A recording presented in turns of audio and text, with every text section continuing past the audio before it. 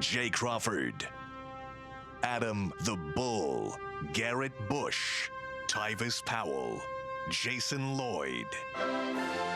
Plus, ba-da-da-da-da, you're loving him, Mikey McNuggets. And so many big names, it would take me hours to say all of their names. The ultimate Cleveland sports show starts now. Booyah! And welcome to the Ultimate Cleveland Sports Show. Happy Friday to Cleveland sports fans, not just here in Ohio, but wherever you're watching from. You can watch us on WKYC locally. You can stream us on WKYC Plus worldwide. I'm Jay Crawford. We have a huge show ahead. Bull, what are you most looking forward to talking about? Well, I'll tell you, Jay, the Cavs season is sadly over. Did they make the grade? A's through F's, we grade the Cavs players. G. I'm G. Bush. Yes, yes, yes. Schedule is out for the Cleveland Browns, and I'm going to tell you exactly which game I'm looking forward to the most. Earl the Pearl. And I'm Earl the Pearl, and I'm going to tell you why the Cleveland Guardians, man, when you look good, you feel good. When you feel good, you play good. When you play good, they pay good. Yeah, you're talking about the City Connect uniforms, which they will debut tonight. We've all seen them. They're beautiful. But if you go to the game tonight or you turn on TV and you watch it, you're going to notice it's a distinctly different look, one that we all love. And I hope you enjoy the game if you're going out to check out the Guardians tonight. The Twins are in town. Guys, yeah, we got to start with the Cleveland Cavaliers, and we'll do it with grade cards. That's what you do. You hand out grades at the end of the school year. The season is over. It's time to hand out grades. We're going to go for an overall grade, and we'll give that first, and then we're going to go with players. Mitchell, Garland, Mobley, Allen, Strus, and then the head coach, JB. What do you grade the team for this past season? I'll give them a C+. Ooh. A C+. I mean, you know, I look at it, you know, they did get a first-round series, because if they didn't win the first-round series, I would have gave them a D, because I got expectations of championships for the Cavaliers. That's what we should be in it for. But, you know, the Celtics series was a gentleman's sweep. They did get one game, and it wasn't good enough. That's why you see all the noise, Bull, all around all these players, is because not only do we feel like it wasn't good enough, the front office feels it's not good enough, and now the media is starting to say, you know what, maybe we need some changes on this roster. Yeah, I'm not far off from where you are. I went with a B-. I think, you know, considering the injuries and what they were dealing with, I think they went as far as they could have. But I also think, in a way, they got lucky with that grade, because I think even if they were fully healthy, they still wouldn't have gotten past the Celtics, because I don't think this team is good enough, and they got to get better. So B- for me. Yeah, I'm the same as you, Bull. I got them a B-, and here's why. At times, they were an A+. In their 18-2 stretch from the 1st of January to the middle of February, there was no team playing better in all of the NBA. They looked like a team that could win a title. They followed that up by going 13-18. That's an F. Because all the talent that this team has on its roster, if you're 13-18 after going 18-2, that's an F. I would say middle of the road then, it averages out to be a C. The reason I went to a B- is because you got to give credit where credit is due. They still made it to the final 8 in the NBA. Yep. And I would have liked to have seen them gone farther. I think the biggest miscalculation this team made was losing on purpose on the last game of the season. They made their bed. That determined that they were going to play Boston in the second round. And they did that all so they could get Orlando and win the first round series instead of seeing Philly and potentially losing once again for the second straight year. I hated that move. Turns out Donovan Mitchell wasn't a fan of that move either. So for all of that, I give him a B-. We got to rifle through these players' grades quickly. Give us your player grades again. Mitchell, Garland, Mobley, Allen, Strus, and JB. I give Mitchell an A. I give Garland a D-. Wow. Yeah, I thought he was terrible this year. I mean, and I'm grading them based on it's a factor how good I thought they would be. Okay. I give Evan Mobley a C. I give Jared Allen an A-, and I give Strus a C, and I give JB a D. Wow, harsh on the JB grade. Yeah. Man, our grades are eerily similar. Let's start off with the A's. I got Mitchell, A. I got Jared Allen, A-. I got Darius Garland, D. I got Max Strus, a C, and J.B. Bickerstaff, also D. So it's interesting. Mobley C+. Okay. I'm close on some of those. I think the one that really got me was Darius Garland. Yeah. And I'll give you my grade on him in just a second. I want to start with Donovan Mitchell. He gets an A+. Donovan Mitchell was a superstar for the Cleveland Cavaliers this year. He did everything you want a superstar to do. In the playoffs, he looked like a guy that could tell the team, get on my back, I'm taking you where we have to go. Now, at the end, he was hurt. I can't ding him for that. It's not his problem. I think if he was healthy, they probably win 2 games in this series and lose the series 4-2. Yeah. Still an L, but I can't give Donovan Mitchell anything but an A+. He is the future of this organization. Hopefully he signs his extension this summer and stays here for a long, long time. I think he genuinely likes it here. I mean, I'm believing him when he says he does, so I hope he sticks around. Darius Garland, I had a C, and I'll be honest with you guys. I thought I would be poked fun of for being so low. And then you came at him with a D-, and you had him at a D. Look, and I've said this all along, I do believe that Darius Garland is not right for this team.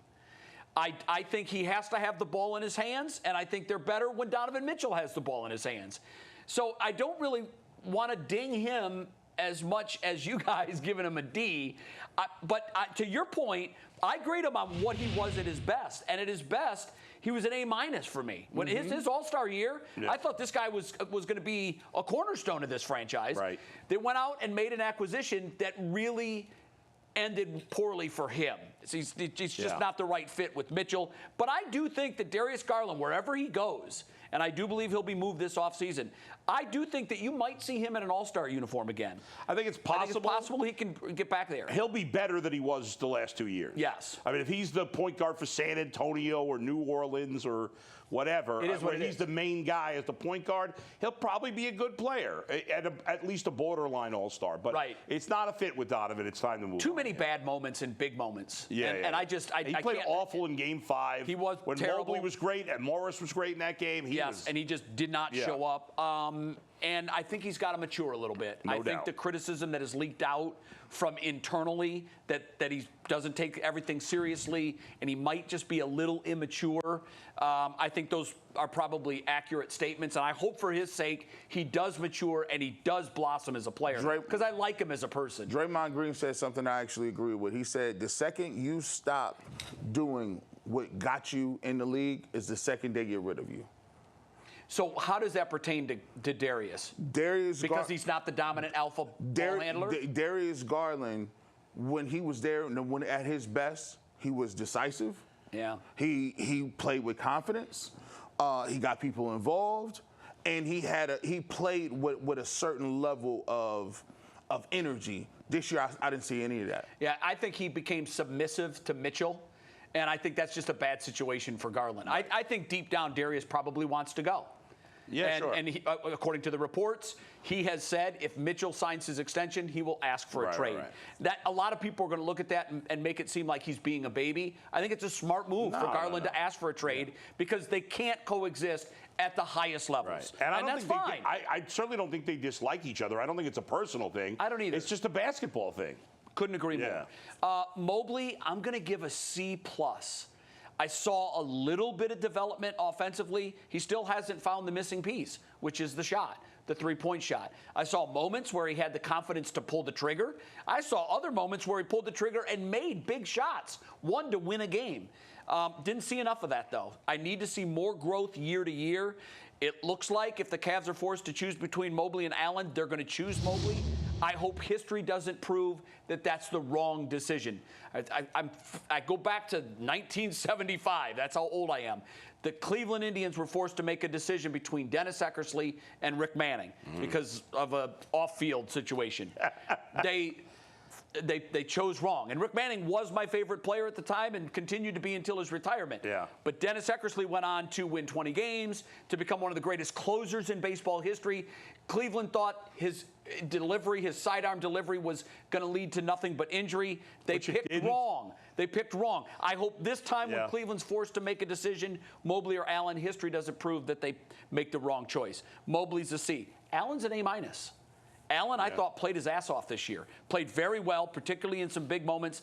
The only thing that I didn't like was, and I can't say because I don't know what pain level he was operating at, I think he was done a disservice by the Cavs when the injury first happened, when they said he was going to be day-to-day, and he ended up not playing again, missing the last, 7 games of the season. Strus, D+. And I don't blame him for all of that. He wasn't the player we thought we were getting, and that's because they played him in a different manner. He's a role guy. That goes on JB, who gets a D for me. JB didn't develop enough talent. He didn't make anybody seemingly better. He stumbled upon the rotation that played best. It was because Garland and Mobley were hurt at the same time. Yeah. And the next thing you know, they're 18-2. They're a 4-out, 1-in team, busting threes at an incredible rate. Everybody was playing their best basketball, but that wasn't due to JB. That was by a mistake.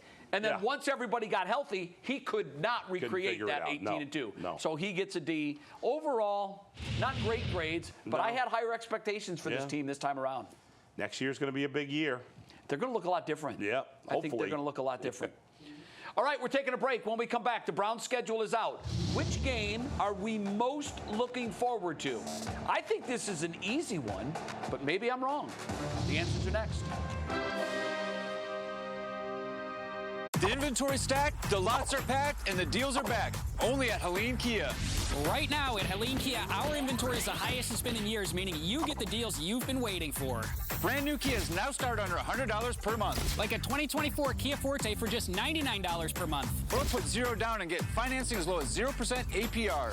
Stuck in a loan release? Helene Kia wants to help get you released. The inventory's stacked, the lots are packed, and the deals are back. Only at Helene Kia. In North Olmsted and Sandusky.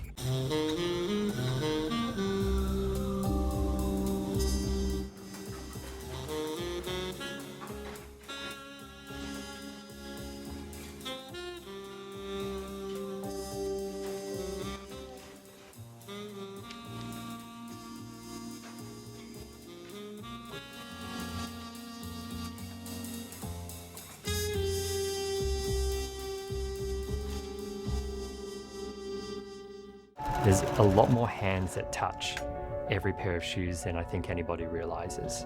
The unique thing about San Antonio Shoemakers is when we create a pair of shoes, everything we do to make the product comfortable. We have traditional, handmade, crafted shoe manufacturing with modern elements. I can't imagine doing anything other than making shoes. See Ohio's largest selection of SAS footwear at Marlou Shoes in Lyndhurst.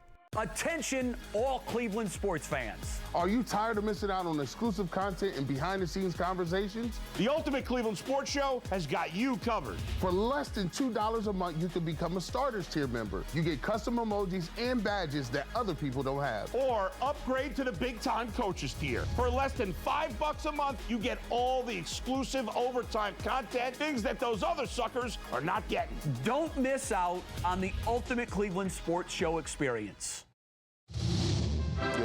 Welcome back to the Ultimate Cleveland Sports Show on WKYC. Happy Friday. Thanks for spending time with us. I thought this was an easy question, but maybe I'm wrong. The schedule is out.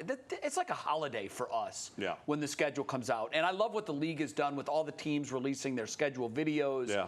It really has, again, kudos to the NFL, the greatest marketing arm on the planet. It's amazing. They know how to market anything, including a schedule release. Which game are you most looking forward to?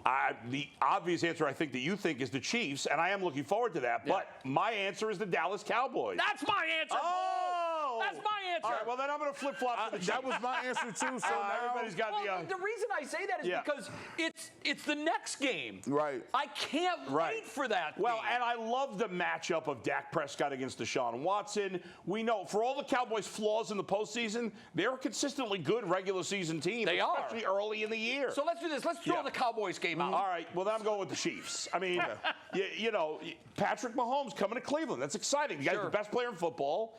I mean, and last year was the year you're like, he's not as good this year. They're not as good this year. And they win. And they still won the Super Bowl. Yeah. So anytime you get to play the Chiefs, you guys mentioned iron sharpens iron before. Well, there's no better iron than Patrick Mahomes. You're absolutely right. Man, you done messed up the whole segment, boo. Let's go with, I'm going to go with the Philadelphia Eagles. Shout out to producer Steve. You know, I like that game because it's at Philadelphia. It's at a place where you know it's going to be raucous. You know it's going to be, they're going to be into it. And Philadelphia got a roster. They got the quarterback. They got two good receivers. They got the defense. It's the first test for the Cleveland Browns to go on the road to see what they're talking about. So, for me, I like the fact that some of the schedule, with the Commanders and the Giants and the Jaguars, the Browns have a potential to get off to a really good start, but I believe the Philadelphia Eagles game is the first game where you get to see a road test on a team that went to the Super Bowl a couple years ago that's looking to bounce back, disappointed the way they finished. I like that game against the Eagles. I like that game, but I got to tell you, have they stopped the bleeding?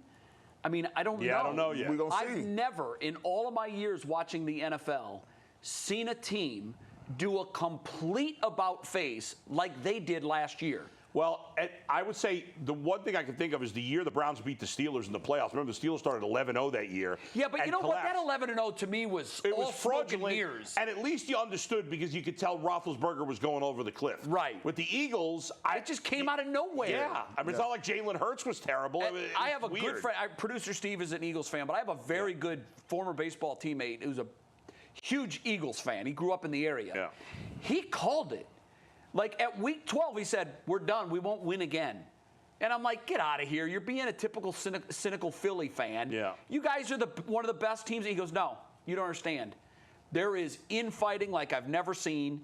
There's coaches are squabbling with coaches. Players are squabbling with players. Coaches are squabbling with players.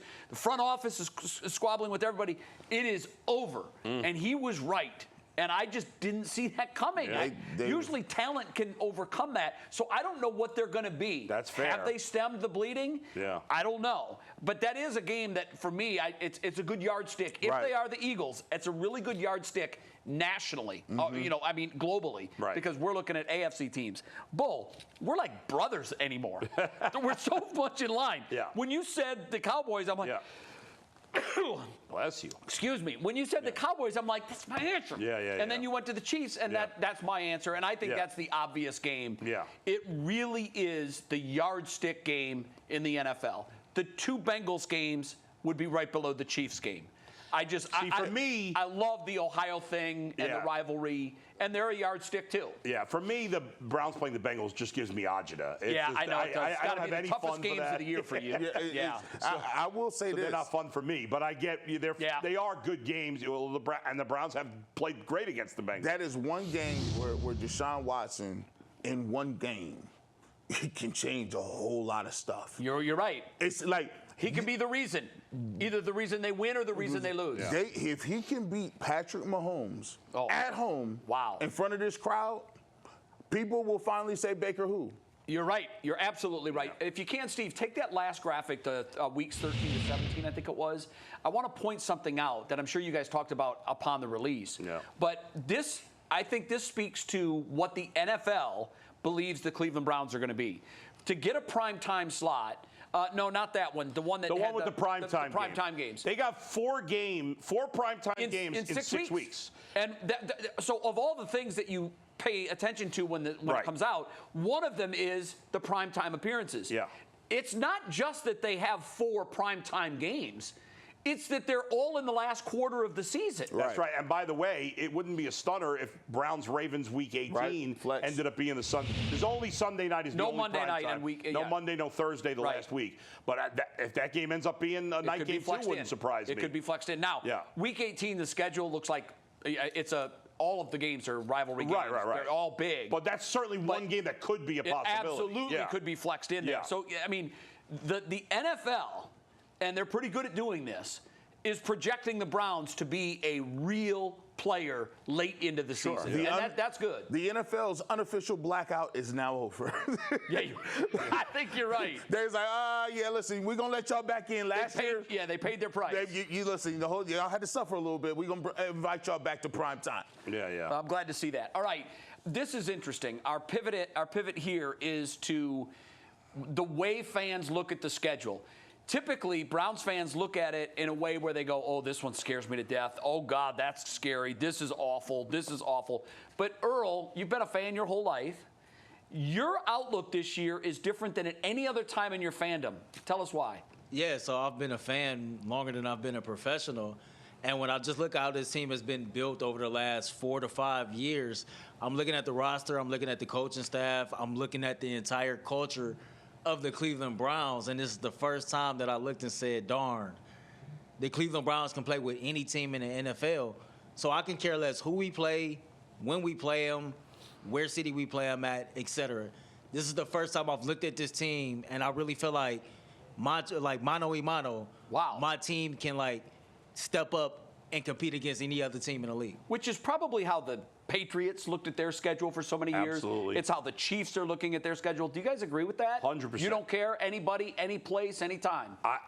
No, I don't. I mean, again, it depends how good Watson is. But even if Watson is mediocre, I still think the Browns will be good. It certainly won't be as good if he's really good. But, yeah, I mean, when you're a good team, it shouldn't matter. Right. In fact, you know, when the Bengals got good with Burrow, I liked when they played good teams because it was more exciting. I want to see how he stacks up against the other teams. It's the same thing with Watson. If he can get back to being the player we hoped he was when they traded for him, I want to see how he stacks up against Burrow and Mahomes and Lamar and all those great quarterbacks. And the Browns will have, there's 10 games they're going to play, barring injury, against quarterbacks that are also top 10 guys. Right. So we're going to really find out if he can compete with those guys. I'll say this as a few caveats.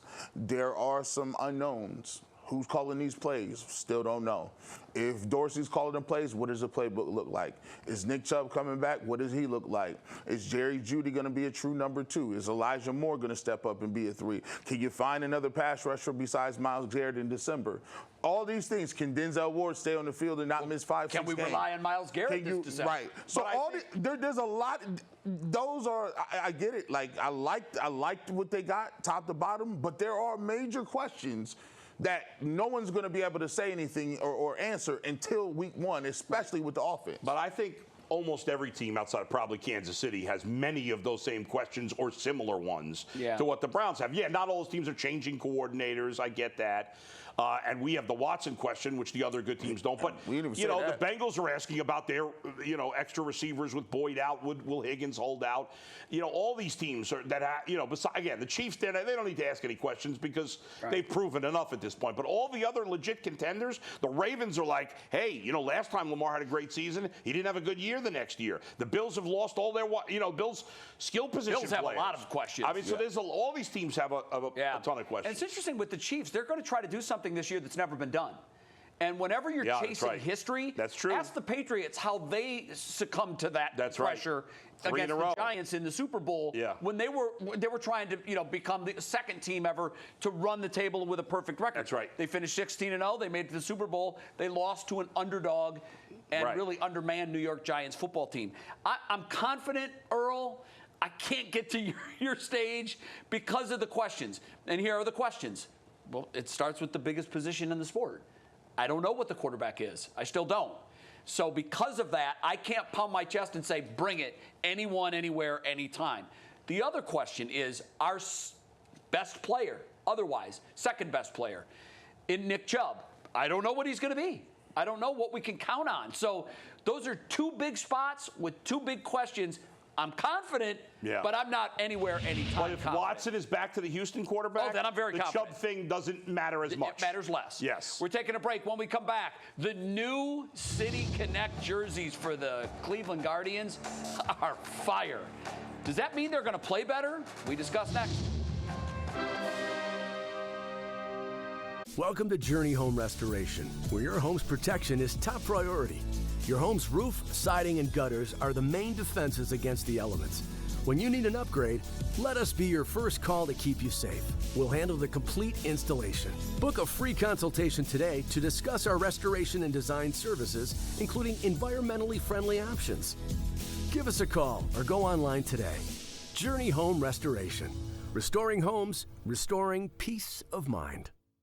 People don't really realize how much of an impact the feet have on the rest of the body. What I really like about the Good Feet system is the right arch supports can put the foot in its proper alignment. And when the body's aligned, you're gonna feel better and you're not gonna have to spend so much time worrying and thinking about your pain. Can't sleep? Tired of limited CPAP options? CPAP Equip Source in Middleburg Heights has you covered. We offer the latest machines, masks, and supplies, all cash pay friendly, and we accept HSA accounts. Plus, get diagnosed from home with our sleep testing service. Breathe easy again. Visit CPAP Equip Source in Middleburg Heights. DraftKings knows that everyone parlays differently. You got your master chefs who combine all sorts of bets, even across sports, to cook up big wins. Then all-in-oneers love same-game parlays so they can be locked in. And Starfish love progressive parlays because you can lose a leg and still get paid. So however you parlay your way on DraftKings. All customers get a no-sweat NBA same-game parlay every day of the playoffs. The crown is yours. Attention, all Cleveland sports fans. Are you tired of missing out on exclusive content and behind-the-scenes conversations? The Ultimate Cleveland Sports Show has got you covered. For less than $2 a month, you can become a Starters tier member. You get custom emojis and badges that other people don't have. Or upgrade to the big-time coaches tier. For less than $5 a month, you get all the exclusive overtime content, things that those other suckers are not getting. Don't miss out on the Ultimate Cleveland Sports Show experience. Welcome back. If you go to the Guardians game tonight at Progressive Field, you're going to see something that you haven't seen before. That's the City Connect jerseys for the Cleveland Guardians. I know we've got a picture of them. Josh Naylor doesn't he look comfortable in these? He does. He looks right at home in these. I can't wait to see them actually play a game in them. They're beautiful. I guess they're going to go with the blue. It's got CLE on the front, blue and red and white and blue piping down the pant legs. Yeah. It's a great look. The question for this conversation is, are you guys a believer in if you look your best, you're going to play your best? I mean, or do you think it doesn't matter at all? Man, listen, I was at OU, and we had all military coaches. Either they came from Army, Air Force, we ran the triple option, and they used to have us out there in these mid-crew socks.